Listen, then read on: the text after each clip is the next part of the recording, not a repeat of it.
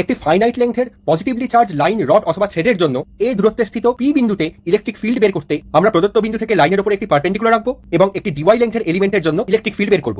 এই ইলেকট্রিক ফিল্ডের একটি কম্পোনেন্ট হবে পারপেন্ডিকুলার, অন্যটি প্যারালাল। এরপর ইন্টিগ্রেশনের মাধ্যমে পারপেন্ডিকুলার কম্পোনেন্টের ম্যাগনিটিউড হবে এরকম এবং প্যারালাল কম্পোনেন্টের ম্যাগনিটিউড হবে এই রকম। পি বিন্দু থেকে আঁকা লম্বের সঙ্গে পি এ ক্লকওয়াইজ সেন্সে যে অ্যাঙ্গেল তৈরি করে তাকে বলা হয় আলফা এবং অপর প্রান্তে নেওয়া অ্যান্টি ক্লকওয়াইজ অ্যাঙ্গেল বিটা। যদি ওবি ও এর চাইতে দীর্ঘতর হয় তাহলে বিকর্ষণের ফলে প্যারালাল কম্পোনেন্ট হবে ওপর দিকে এবং ও এর দীর্ঘতর হলে অভিমুখ হবে নিচের দিকে। একটি অসীম দৈর্ঘ্যের লাইনের জন্য আলফা এবং বিটা উভয় হবে 90 ডিগ্রি, অর্থাৎ ই প্যারালাল 0 এবং ই পারপেন্ডিকুলার 2k λ/a।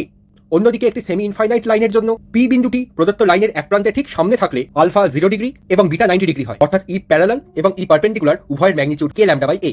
কিন্তু পি বিন্দুটি যদি এক প্রান্ত থেকে সামান্য উপর দিকে থাকে তাহলে অসীম দূরত্বের প্রান্তের জন্য বিটা দাঁড়াবে 90 ডিগ্রি। আমরা পি বিন্দু থেকে লাইনটির বর্ধিত অংশের উপরে একটি পারপেন্ডিকুলার রাখবো এবং সেই পারপেন্ডিকুলার এবং ওপি এর মধ্যে এই স্থূলকোণটি হবে উদ্দিষ্ট আলফার সমান।